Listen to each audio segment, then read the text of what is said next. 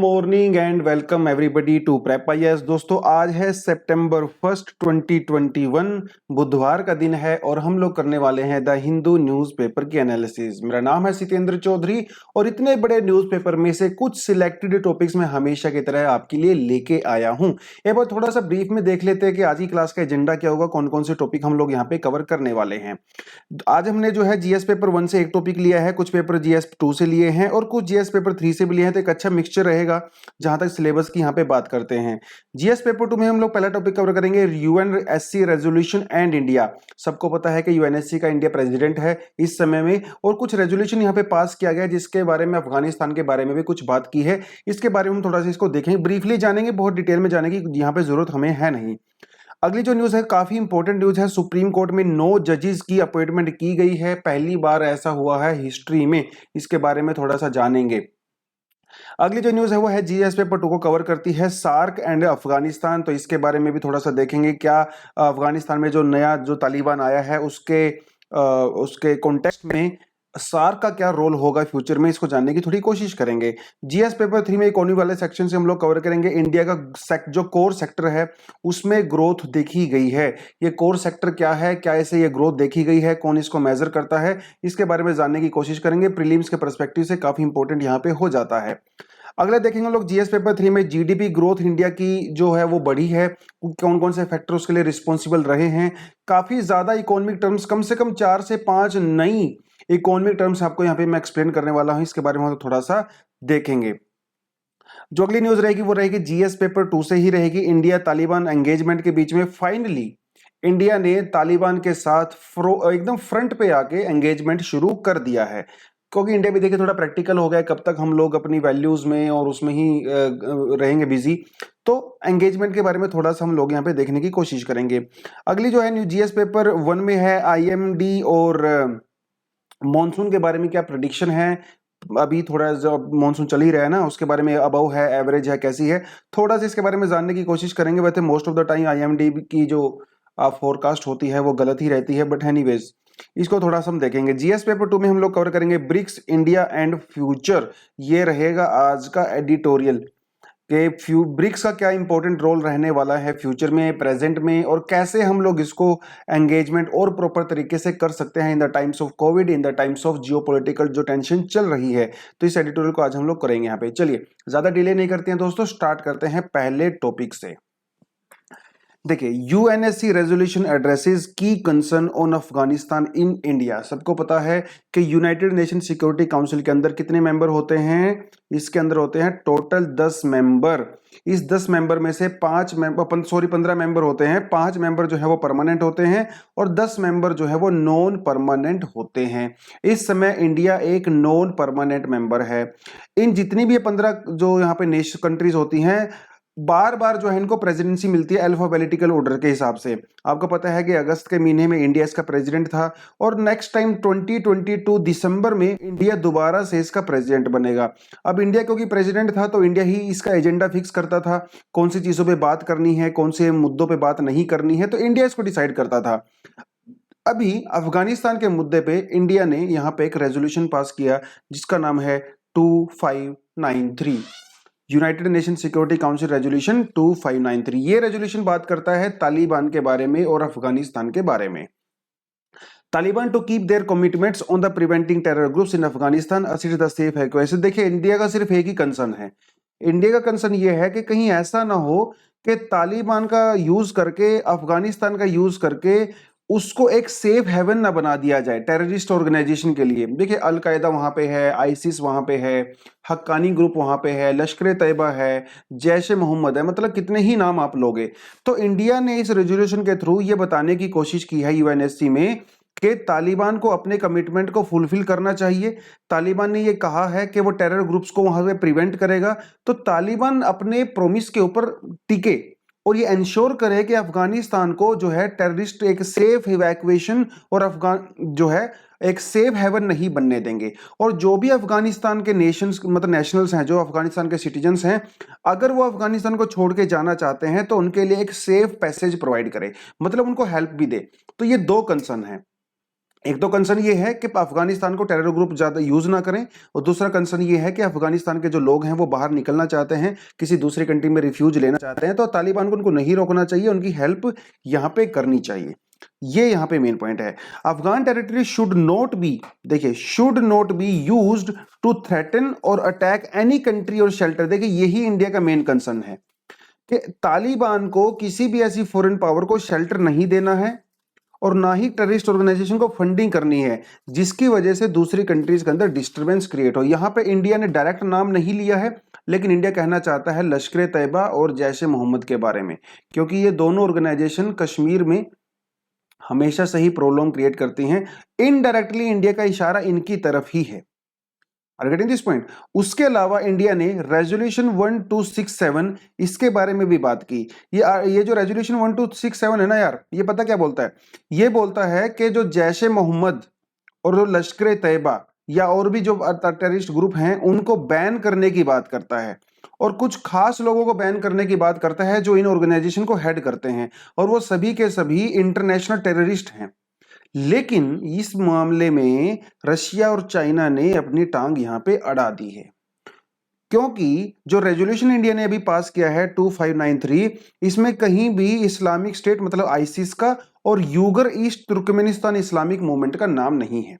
जो Uyghur east Turkmenistan Islamic group है ना, इसको चाइना एक टेररिस्ट ग्रुप मानता है जो चाइना के अंदर एक्टिव है। यूगर जो मुस्लिम्स हैं उनके बारे में है, और इस्लामिक स्टेट का तो आपको पता ही है। तो रशिया और चाइना ने ये कहा कि इंडिया ने जो रेजोल्यूशन पास किया है बड़ा जल्दी जल्दी में किया है, और समय लेना चाहिए था, और वेस्टर्न पावर्स के प्रेशर में आके ये किया है। देखिए क्योंकि आज कल जो है इंडिया का ये प्रेसिडेंसी यहाँ पे ओवर हो गई है, तो इंडिया ने जो है डेफिनेटली इंडिया की भी थोड़ा जल्दी थी, लेकिन रशिया और चाइना को तो वैसे भी अड़ंगा यहाँ पे अड़ाना ही था, चाहे कुछ भी होता। देखिए यहाँ पे ये है आपका जिंगजियांग प्रोविंस है चाइना में, जहां पे ईस्ट तुर्कमेनिस्तान जो इस्लामिक ऑर्गेनाइजेशन है, ये ग्रुप है। चाइना इसको कहता है कि ये टेररिस्ट ऑर्गेनाइजेशन है। और आप यहाँ पे देख रहे हो ये है अफगानिस्तान यहाँ पे, और ये जो छोटा सा कॉरिडोर है, एक छोटा सा कॉरिडोर है जो एक्चुअली इसको गिफ्ट दिया गया था ब्रिटिशर्स के द्वारा, वो तो हिस्ट्री की बात है, बट एनीवेज ये एक छोटा सा कॉरिडोर है। आप मुझे इस कॉरिडोर का नाम बताओगे, और देखने की बात यह है कि इतना पतला है कॉरिडोर, ये सिर्फ 70 to 80 किलोमीटर लॉन्ग ही है, और ये तुर्कमेनिस्तान के जो ये ईस्ट तुर्कमेनिस्तान ग्रुप का है इसके साथ भी मैच करता है जिंगजियांग के साथ। तो चाइना को कहीं ना कहीं ये खतरा भी है कि ऐसा ना हो कि वो इस छोटे से कॉरिडोर के थ्रू अफगानिस्तान के टेररिस्ट और जिंगजियांग के टेररिस्ट आपस में साठगांठ कर लें, और वो चाइना के अगेंस्ट में टेररिस्ट एक्टिविटी को यहाँ पे अंजाम दें। ऐसा चाइना को थोड़ा सा खतरा है।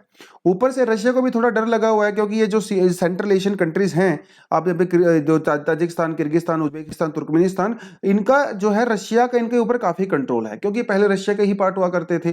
तो चाइना रशिया को भी ये डर है कहीं अफगानिस्तान एक ऐसी जगह ना बन जाए जहां पे दुनिया भर के टेररिस्ट लोग आते रहें, और वो चाइना में भी अपनी एक्टिविटी करते हैं रहे और रशिया में भी एक्टिविटी करते रहें। तो उन दोनों को अपना डर है, ऊपर से इंडिया को अपना डर है, कहीं ऐसा ना हो कि वो पाकिस्तान के थ्रू होते हुए जम्मू एंड कश्मीर में प्रॉब्लम क्रिएट कर दें, या फिर वाखन कॉरिडोर से आते हुए वो इंडिया के अंदर एंट्री कर जाएं। इंडिया को थोड़ी सी यहाँ पे अपने कंसर्न है। तो देखिए सभी कंट्री का अपना अपना कंसर्न होता है, इंडिया का अपना कंसर्न है, उनका अपना कंसर्न है, but anyways that is the thing. अभी यूएनएससी बड़ा कंफ्यूजन में है, यूएनएससी करे भी तो क्या करे। पहले हम लोग अफगानिस्तान को एक लेजिटिमेट गवर्नमेंट मानते थे जहां पे करजई की गवर्नमेंट थी, अशरफ घानी और करजई उससे पहले, लेकिन अभी वहां पे आ गया है तालिबान। तो बेचारे यूएनएससी वाले भी कंफ्यूज्ड हैं कि तालिबान को अभी हम लोग टेररिस्ट ग्रुप माने या तालिबान को एक लेजिटिमेट मतलब एक बिल्कुल ही लीगल फोर्स वहां पे माने। क्योंकि इंडिया ने जो ये 2593 रेजोल्यूशन पेश किया है इसमें कहीं भी तालिबान को एक टेररिस्ट ऑर्गेनाइजेशन नहीं बोला गया है, लेकिन इससे पहले यूएनएससी के अंदर जो भी रेजोल्यूशन होते थे उसमें तालिबान को एक टेररिस्ट ऑर्गेनाइजेशन बोला जाता था। ऊपर से इंडिया एक और चीज को लेके कंसर्न है, वो है हक्कानी ग्रुप। थोड़ा सा आगे बताऊंगा हक्कानी ग्रुप क्या है। एनीवेज चलते हैं अगले टॉपिक पे। अगला टॉपिक है in a first 9 Supreme Court जजेस take oath in the one stroke.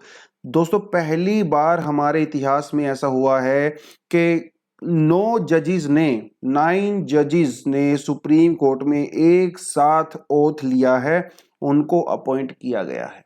इतने बड़े लोगों को एक साथ। पहले जिनको दिया जाता था वो जनरली जो चीफ जस्टिस ऑफ इंडिया हैं उनके चैम्बर में ही दिया जाता था, लेकिन इस बार लोगों की संख्या थोड़ी ज्यादा थी तो इस बार सुप्रीम कोर्ट के कॉरिडोर में दिया गया। कॉरिडोर है वहां पे, और कोविड-19 की सिचुएशन भी है थोड़ी सी, तो सोशल डिस्टेंसिंग वो उस चक्कर में भी किया गया। पिछले 22-23 महीने से किसी भी नए जज की अपॉइंटमेंट अनफॉर्चुनेटली नहीं हो पाई थी, क्योंकि जजेस की अपॉइंटमेंट के लिए क्या होता है, कोलेजियम सिस्टम होता है। जब किसी नए जज की अपॉइंटमेंट की जाती है from high court to Supreme Court, या फिर किसी जज की हाई कोर्ट से लेकर दूसरे हाई कोर्ट में ट्रांसफर की जाती है, तो इसके लिए होता है एक कोलेजियम सिस्टम। कोलेजियम सिस्टम में चीफ जस्टिस ऑफ इंडिया होते हैं और 4 सीनियर मोस्ट जजेस होते हैं हमारे सुप्रीम कोर्ट के। अब इनके अंदर कंसेंसस होना जरूरी है। कंसेंसस का मतलब दोस्तों ये होता है, अगर इनमें से अगर 2 जजेस ने भी ऑब्जेक्शन कर दिया तो उस जज का नाम हम लोग रिकमेंड नहीं करेंगे। और अब तक यही प्रॉब्लम हो रही थी, क्योंकि मिस्टर नरीमन जो थे वो बार बार प्रॉब्लम क्रिएट कर रहे थे, वो उनकी वजह से यहाँ पे कंसेंसस नहीं बन पा रहा था। तो 22-23 महीने से यहाँ पे किसी जज की अपॉइंटमेंट नहीं हो रही थी। तो अभी आपको पता है कि नरीमन जी तो रिटायर हो गए हैं, तो जैसे ही वो रिटायर हुए, सुप्रीम कोर्ट के कोलेजियम ने 9 जजेस को जो है वो के नाम को गवर्नमेंट ऑफ इंडिया के पास भेजा, और गवर्नमेंट ऑफ इंडिया ने भी इनके पास इस नाम को एकदम से क्लियर कर दिया, और वो नाम जैसे ही क्लियर हुए तो इनकी अपॉइंटमेंट हो गई। अभी 9 जजेस की अपॉइंटमेंट के साथ सुप्रीम कोर्ट में टोटल जजेस की संख्या हो गई है 33। और सुप्रीम कोर्ट में कितने टोटल जज होते हैं जरा कमेंट सेक्शन में एक बार बता दो मुझे, मजा ही आ जाएगा। कितने जज होते हैं टोटल सुप्रीम कोर्ट में, स्ट्रेंथ कितनी है, ठीक है। और कल भी मैंने कई सारे क्वेश्चन आपसे पूछे थे, स्पोर्ट्स के बारे में क्वेश्चन पूछे थे, और बहुत सारे बच्चों ने बड़े जबरदस्त आंसर दिए। देखिए हर किसी का इंडिविजुअली नाम यहाँ पे मैं ले नहीं पाऊंगा, क्योंकि बहुत सारे बच्चों ने वहाँ पे पार्टिसिपेट किया, ठीक है। मोहित वहाँ पे हैं, मोहित ने काफी अच्छा पार्टिसिपेट किया ना, बड़ा अच्छा आंसर दिया। दिव्या वहां पे है, सुमित यहाँ पे है, बहुत सारे बच्चों ने अच्छे अच्छे आंसर लिखे हैं वहां पे। तो आप ऐसे ही पार्टिसिपेट करते रहिए, क्योंकि आपके पार्टिसिपेशन से, हमारी गाइडेंस से ही ये जर्नी हम लोग आगे लेके जाएंगे। तो बताइए टोटल स्ट्रेंथ वहां पे कितनी है। अब सिर्फ यही खास बात नहीं है, एक और ऐसी खास बात है जो इसको अपॉइंटमेंट को जबरदस्त बनाती है। वो दोस्तों ये है कि इन 9 नाम में से 3 नाम जो है वो वीमेन जजेस के हैं। अभी सुप्रीम कोर्ट में सिर्फ एक वीमेन जज है, are you getting this point. लेकिन इनके साथ अभी सुप्रीम कोर्ट में टोटल संख्या हो जाएगी 4। ये भी इंडिया के इतिहास में पहली बार हो रहा है कि सुप्रीम कोर्ट के अंदर 4 वीमेन जज हैं। इनमें से जो एक जज हैं वो 2027 में चीफ जस्टिस ऑफ इंडिया भी बनने वाली हैं। Are getting this point. BV Nagarmathan जो है, नागरत्ना, ये 2027 में चीफ जस्टिस ऑफ इंडिया भी बनेगी। तो पहली बार इंडिया के इतिहास में ऐसा होगा कोई वीमेन चीफ जस्टिस भी बनेगी। तो कितनी खास खास चीजें हैं यहाँ के बारे में। तो थोड़ा सा आपको कोलेजियम सिस्टम के बारे में पता होना चाहिए, जस्टिस बीवी नागरत्ना के बारे में आपको पता होना चाहिए। 2027 में ये चीफ जस्टिस ऑफ इंडिया बनने वाली हैं दोस्तों। तो यही था इसके बारे में। वैसे तो ये कल भी मैंने थोड़ा सा आपको करवाया था। अगली जो न्यूज आती है दोस्तों वो आती है सार्क से। वो आती है सार्क से। सार्क की फुल फॉर्म क्या होती है, south Asian association for the regional cooperation.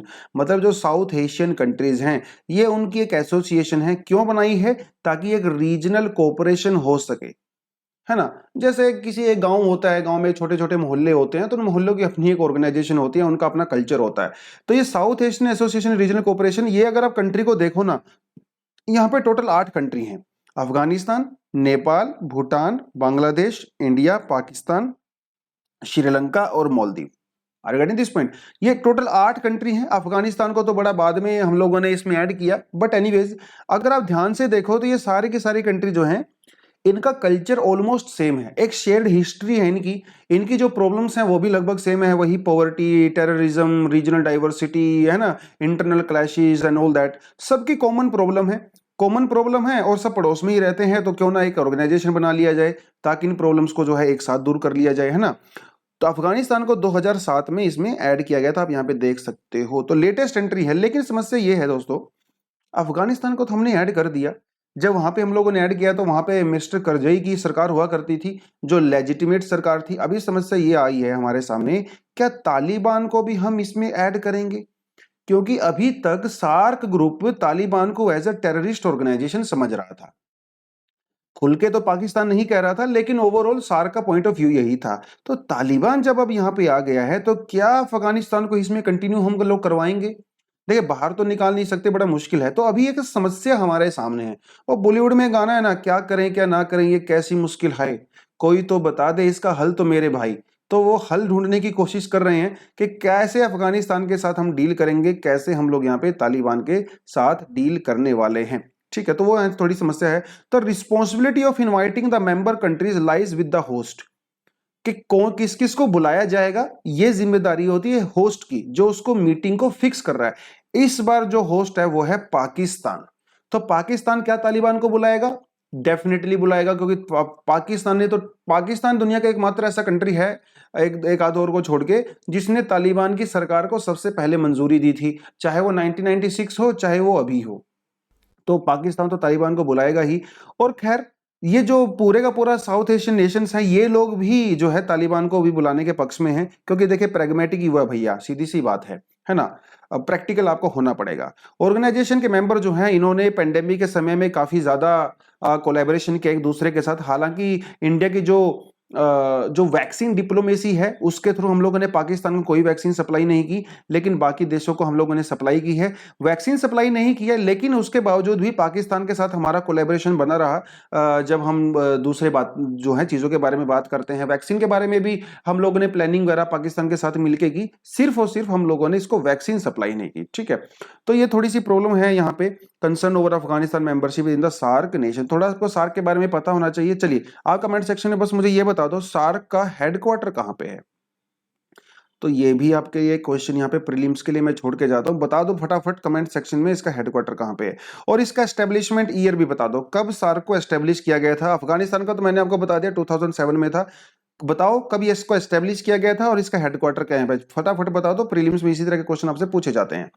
चलिए अगला जो टॉपिक हम लोग करने वाले हैं, that is going to about the core sector logs 9.4% growth. मतलब इंडिया का जो कोर सेक्टर है, इसमें 9.4% की ग्रोथ देखी गई है। अब ये कोर सेक्टर क्या है? देखिए किसी भी चीज का जो कोर होता है, जैसे एक न्यूक्लियर पावर प्लांट होता है, उसका एक कोर होता है, हमारी पूरी बॉडी होती है, हमारी भी एक कोर होती है। वो कोर सबसे स्टेबल होती है, और वो कोर उस स्ट्रक्चर के लिए सबसे ज्यादा इंपॉर्टेंट चीज होती है। तो ऐसे ही हमारा जो पूरा इंडस्ट्रियल सेक्टर है, हमारा मैन्युफैक्चरिंग सेक्टर है, ये कुछ कोर इंडस्ट्रीज के ऊपर टिका हुआ है। अगर आपको हमारे इंडस्ट्रियल सेक्टर की पूरी ग्रोथ जाननी है, तो कोर सेक्टर की ग्रोथ आप जान लीजिए। कोर सेक्टर में दोस्तों 8 इंडस्ट्री होती है। ये आपसे बार बार एग्जाम में पूछा जाता है कि हमारे कोर सेक्टर में कितनी इंडस्ट्री है। 8 इंडस्ट्री है, 8 सेक्टर है। देखिए कौन कौन से हैं?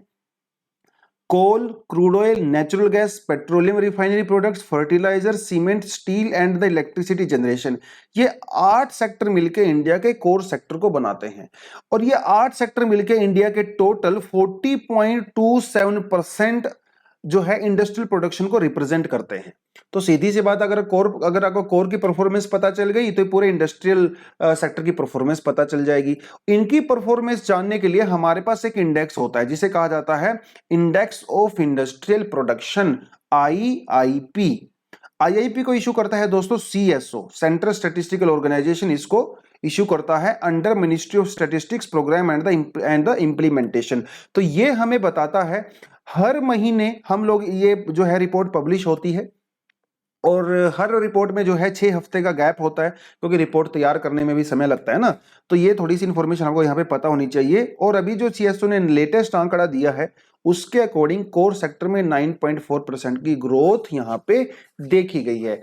हालांकि क्रूड ऑयल का वाला जो सेक्टर था, इसमें डिक्लाइन देखा गया है 3 से 4%, लेकिन क्रूड ऑयल को छोड़ दो तो बाकी 7 इंडस्ट्री के अंदर पॉजिटिव साइन देखने को मिला है। और इस आईआईपी के लिए जो बेस ईयर होता है, वो होता है 2011-2012, that is the base year.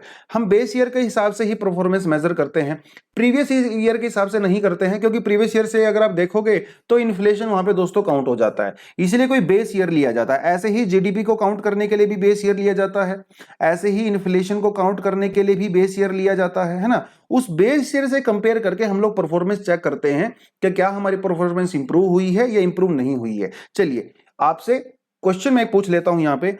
Inflation को मेजर करने के हमारे पास 2 तरीके होते हैं, एक होता है WPI और एक होता है CPI। WPI मतलब होलसेल प्राइस इंडेक्स, CPI मतलब कंज्यूमर प्राइस इंडेक्स। आप मुझे इन दोनों का बेस ईयर बता दो, बस मजा ही आ जाएगा बात का।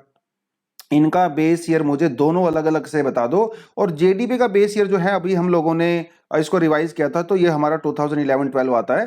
खैर इसका मुझे आप बता दो बेस ईयर क्या है WPI और CPI का। अगर थोड़ा सा आपको लिखने में इंटरेस्ट है तो आप मुझे WPI और CPI के बीच में डिफरेंस भी बता सकते हो कमेंट सेक्शन में। देखिए जितना यहाँ पे लिखोगे ना उतनी ही आपकी रिटेनिंग पावर होगी। एग्जाम में यही चीजें आपसे पूछी जाएंगी तो उस दिन आप थैंक यू बोल देना कि आपने कमेंट सेक्शन में इसका रिप्लाई किया था डिटेल्ड में। एनीवेज चलिए अगली जो न्यूज देते हैं तो वो देखते हैं economy grows 20.1% in Q1 lags pre pandemic level. देखिए ये अपने आप में ही बहुत कुछ कह देता है। हेडिंग इस तरह से देते हैं ना हिंदू वाले कि एक हेडिंग पढ़ लिया आपने समझ लो पूरे आर्टिकल का जिस्ट आपको मिल जाता है। देखिए इकोनॉमी तो ग्रो हुई है 20.1% से, साफ साफ लिखा हुआ है, लेकिन अभी भी प्री पेंडेमिक लेवल मतलब मार्च 2021 में जो पेंडेमिक था उसके कंपैरिजन में अभी भी हम लोग पीछे हैं, मतलब लैग। ये याद रखो इसको, लैग लैग का मतलब होता है पीछे रहना। Are you getting this point? 20.1% का ग्रोथ जरूर है, उसके बावजूद भी प्री पेंडेमिक लेवल से अभी भी हम लोग काफी ज्यादा पीछे हैं, ये बोल रहा है। तो economic activity remained well below the pre pandemic level. लेकिन जो जीवीए है, जीवीए ग्रोस वैल्यू एडेड जो है, ये जो है अप्रैल और जून के महीने में 18.8% इसमें इंक्रीज हुआ है और जो ओवरऑल जीडीपी है उसमें 20.1% ग्रोथ हुआ है। जीवीए दोस्तों वैसे अगर मैं करवाने लगूंगा तो अलग से एक डेढ़ घंटे का ये टॉपिक रहेगा जीवीए। बिल्कुल ब्रीफ में आपको एक सेंटेंस में बताता हूं क्योंकि मैं एज्यूम करता हूं कि आपको इन चीजों का पहले से पता ही है, क्योंकि ये कोर कोई इकोनॉमी का टॉपिक तो नहीं है हम लोग कर रहे हैं क्लास में। ग्रोस वैल्यू एडिशन में हम लोग क्या करते हैं, सेक्टर वाइज ग्रोथ देखते हैं। सेक्टर वाइज कि कौन से सेक्टर ने कितना ग्रोथ किया है, कौन से सेक्टर ने किसी प्रोडक्ट को बनाने में कितना वैल्यू एडिशन किया है। तो जीवीए के थ्रू हम लोग बेटर मॉनिटर कर सकते हैं हमारी ग्रोथ को रादर देन द जीडीपी। देखिए जीडीपी क्या करता है ना, वो फाइनल आउटपुट के ऊपर फोकस करता है ना। जीडीपी की फुल फॉर्म ही यही होती है, money value of all final goods and products, final value. लेकिन जो जीवी है वो फाइनल वैल्यू पे फोकस नहीं करता है, वो वैल्यू एडिशन के ऊपर फोकस करता है, वैल्यू एडिशन के ऊपर फोकस करता है। और वैल्यू एडिशन हर सेक्टर में होता है, इसीलिए सेक्टर वाइज परफॉर्मेंस नापने के लिए, मेजर करने के लिए हम लोग जीवीए का यूज करते हैं। जीडीपी का यूज हम लोग ओवरऑल मेजरमेंट के लिए किया जाता है। तो जीवीए ग्रोथ भी देखा गया है 18.8%, है ना। तो ये थोड़ी सी चीज है। यहां पे एक जो टर्म है वो है NSO number reaffirm it's prediction के शेप्ड रिकवरी। देखिए वी शेप, एक था हमारे पास के शेप, मैंने आपको पहले करवाया था, और ये है वी शेप। देखिए इसकी शेप से ही आपको पता लग जाता है। कोई जगह मिलने दो मुझे खाली। देखिए ये होती है वी शेप रिकवरी, ये हमारा ग्राफ होता है, ये होती है वी शेप रिकवरी, ये हमारा ग्राफ होता है, और ये होती है हमारी के शेप रिकवरी। दोस्तों के शेप रिकवरी का मतलब ये होता है कि कुछ सेक्टर तो पॉजिटिवली ग्रोथ करते हैं और कुछ सेक्टर जो है वो नेगेटिवली ग्रोथ करते हैं, मतलब ग्रोथ नहीं करते बेसिकली, उसको बोला जाता है के शेप रिकवरी। और जब सारे के सारे सेक्टर ग्रोथ करते हैं एकदम से, उसको कहा जाता है वी शेप रिकवरी। तो पहले ये सारे के सारे सेक्टर, इनकी ग्रोथ जो है कम हो रही थी, अभी धीरे धीरे इन सभी की ग्रोथ इंक्रीज हो रही है, इसे कहा जाता है वी शेप ग्रोथ। के शेप का जैसे कि एग्जांपल दूं, कोविड के टाइम पे क्या हो रहा था, जो आईटी सेक्टर है वो तो ग्रोथ कर रहा था, लेकिन मैन्युफैक्चरिंग सेक्टर जो है ग्रोथ नहीं कर रहा था, इसीलिए उसको बोला गया था के शेप रिकवरी। तो अभी जो लेटेस्ट ट्रेंड देखा गया है इसको ये बोला जाता है वी शेप रिकवरी। लेकिन एक और चीज आप यहां पे देखो, नोटिस करो कि अभी जो जीडीपी के फिगर नजर आ रहे हैं इसमें एक चीज नोटिस की गई है कि टोटल कंजप्शन का शेयर दोस्तों कम हुआ है।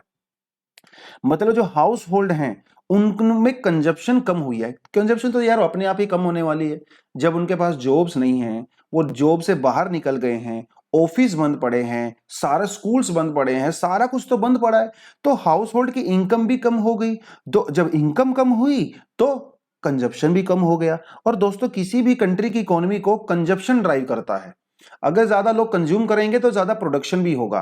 तो ये भी एक समस्या है यहाँ पे, तो लोगों की कंजप्शन को भी बढ़ाना है, मतलब उनकी इनकम को भी यहाँ पे बढ़ाने की जरूरत है। और ये जो इतनी ज्यादा ग्रोथ आपको नजर आ रही है ना 20.1%, मैं कल इंस्टाग्राम देख रहा था अपना, उसमें कुछ जो यूपीएससी वाले ग्रुप हैं एकदम से तारीफ किए जा रहे थे, कह रहे वाह इंडिया का ग्रोथ जो है वो 20% की तरफ जा रहा है। लेकिन ये एक्चुअल ग्रोथ नहीं है, ये जो है लो बेस की वजह से है, क्योंकि पहले इंडिया की जीडीपी 24% श्रिंक हो गई थी, तो बहुत ज्यादा नीचे चली गई थी। तो अभी ये 24% से ग्रोथ कर रही है, बिलो से ग्रोथ कर रही है।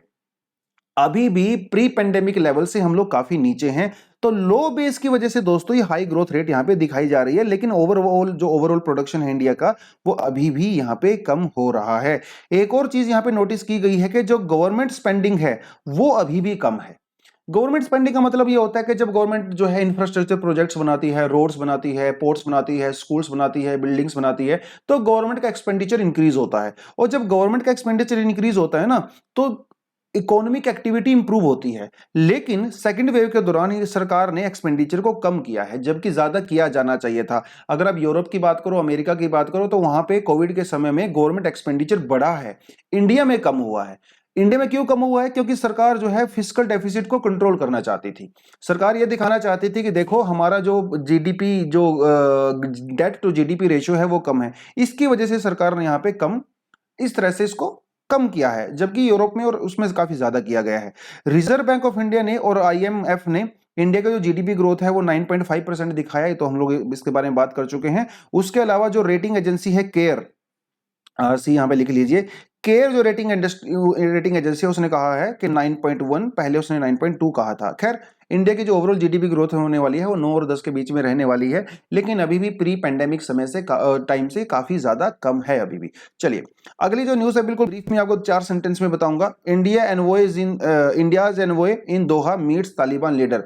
दोहा में तालिबान का एक ऑफिस है, और अगर किसी को बातचीत करनी है तालिबान के साथ तो दोस्तों वो अफगानिस्तान नहीं जाता है, वो दोहा में जाते हैं जहां के इनके रिप्रेजेंटेटिव आते हैं।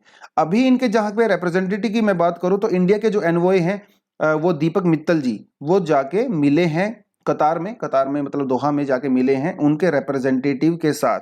और उनके रिप्रेजेंटेटिव कौन है, ये हमने थोड़े दिन पहले ही बात की थी, जिन्होंने आईएमए जो है इंडियन मिलिट्री एकेडमी देहरादून के अंदर उन्होंने ट्रेनिंग ली थी, है ना, करतनजाई जी नाम है उनका, उनके साथ जाके ये मिले थे। तो देखिए सीधी सी बात है, इसका ये मीटिंग क्या दिखाती है? ये मीटिंग यही दिखाती है कि फाइनली इंडिया ने तालिबान के अथॉरिटी को अफगानिस्तान में एक्सेप्ट कर लिया है ना। और इंडिया बड़ा कंसर्न्ड है, इंडिया कंसर्न्ड है माइनॉरिटीज को लेके। अभी भी अफगानिस्तान में लगभग 140 इंडियन और सिख माइनॉरिटी के लोग फंसे हुए हैं। इंडिया ने 565 लोगों को वहां से निकाल लिया है, जिनमें 112 अफगान नेशनल्स हैं, लेकिन अभी भी कुछ लोग वहां पे बने हुए हैं। इंडिया चाहता है कि इनको जल्दी से जल्दी रेस्क्यू किया जाए, इंडिया में इनको बुलाया जाए। तो ये भी एक इंडिया का पर्पस है, उनके साथ मिलना, उनके साथ बैठना। यहां पे जो एक समस्या है दोस्तों वो है हक्कानी ग्रुप की। देखिए तालिबान के जो ग्रुप है ना, इसके अंदर और भी बहुत सारी ऑर्गेनाइजेशन है, एलईटी भी यहाँ पे है, जैश ए मोहम्मद भी यहाँ पे, और एक ग्रुप है हक्कानी ग्रुप।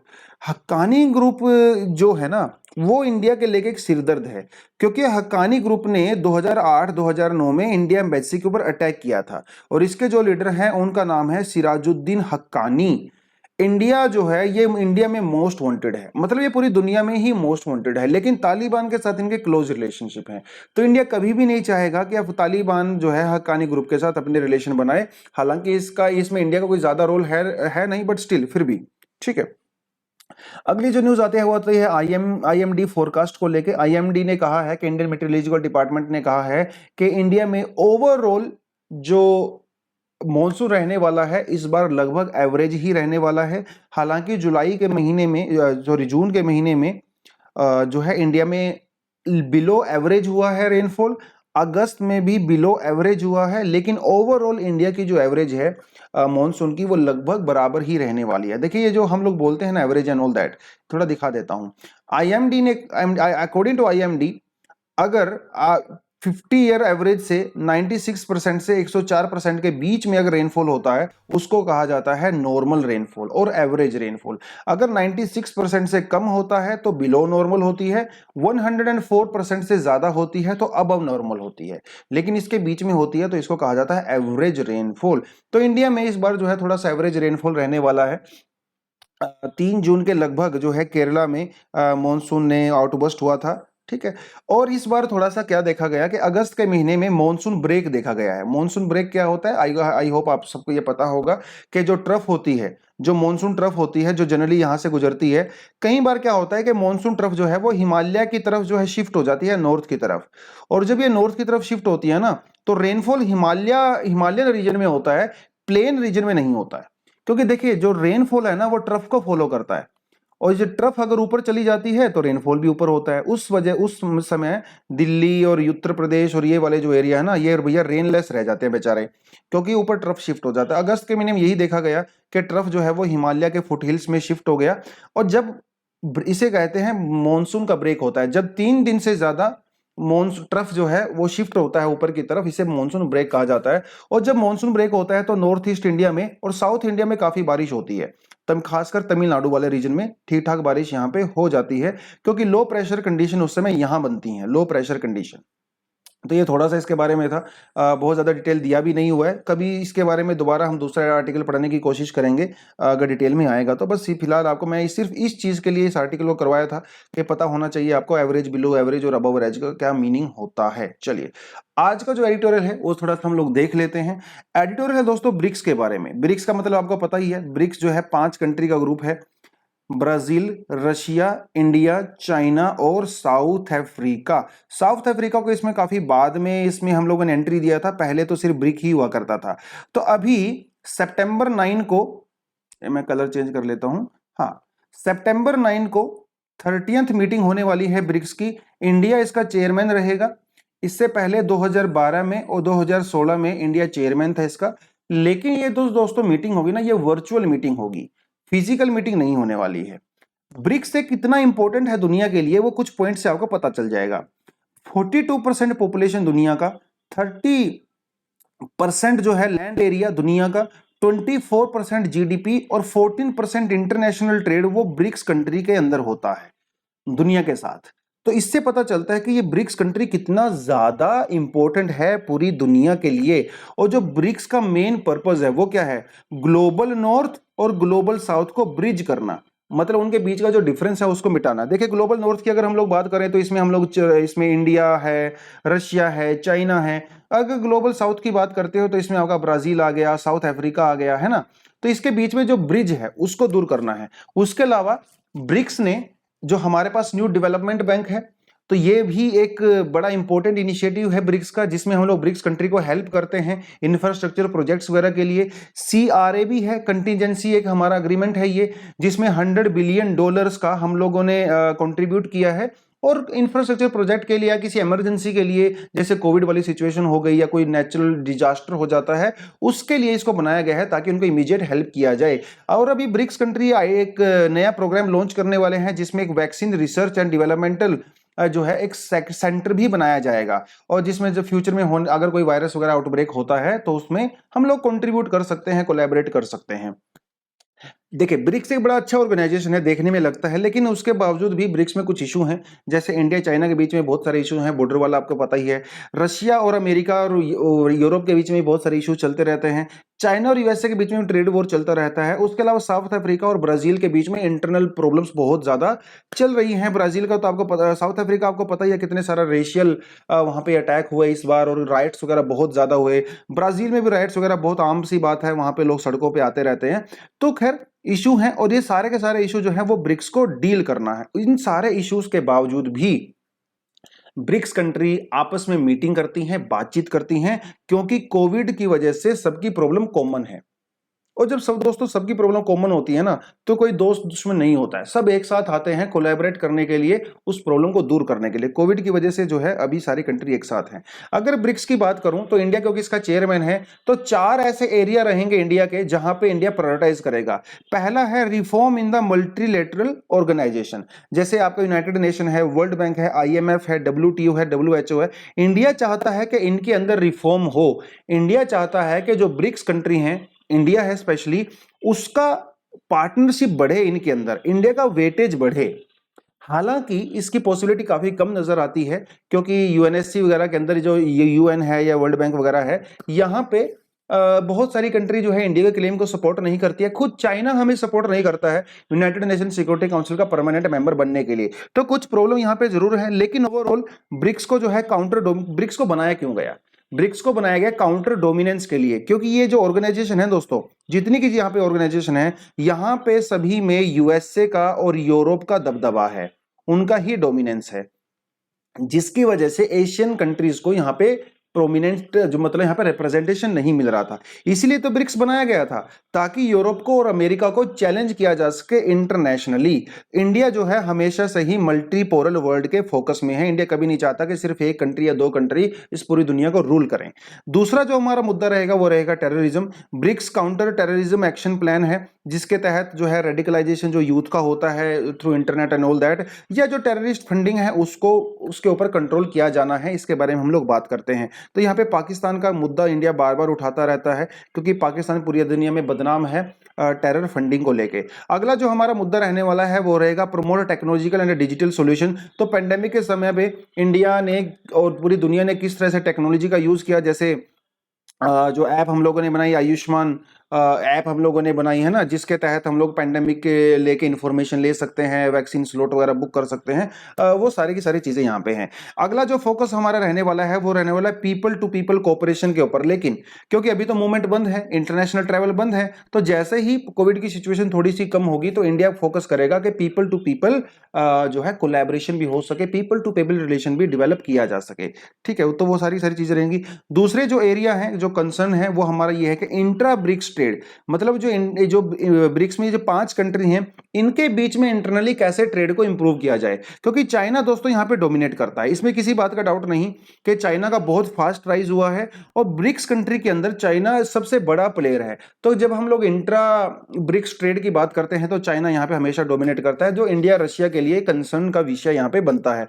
ऊपर से चाइना की जो अग्रेसिव पॉलिसी है, ये कहीं ना कहीं ब्रिक्स की अथॉरिटी को कम करती है। तो चाइना से भी ये अपील की जाती है कि वो भी अपना जो अग्रेसिव स्टांस है उसको थोड़ा सा कम करे और मिलजुल के काम करने की कोशिश करे। ठीक है, तो इसी पूरे मुद्दे पे हम लोग इसको एंड यहाँ पे करना चाहेंगे। उसके अलावा कुछ एडिशनल रीडिंग आपको दिया हुआ है। ये एनआरसी का जो मुद्दा है आप इसको पढ़ सकते हो। यहाँ पे ये 2 आर्टिकल हैं, ये 2 आर्टिकल है, इसको भी आप पढ़ सकते हो। लेकिन ये जरूर पढ़ना, क्योंकि ये केस स्टडी के जैसा आपको काम आएगा कि कैसे मेघालय में नेचुरल रिसोर्सेज को बेटर तरीके से यूज करने के लिए वहां पे इनिशिएटिव लिया जा रहा है। आप इसको भी यहाँ पे पढ़ सकते हो। उसके अलावा चाइना ने एक नया एक रूट बनाया है इंडियन ओशन में एंट्री करने का, तो आप इसके बारे में भी यहाँ पे पढ़ सकते हो, क्योंकि इंडिया को इम्पैक्ट करने वाला है। और उसके अलावा एक और एडिटोरियल है, ये भी रिकमेंडेड है। अगर आपके पास समय है तो आप इसको भी यहाँ पे पढ़ सकते हो। चलिए दोस्तों, आज के लिए इतना ही। Thank you very much, all the best and जय हिंद।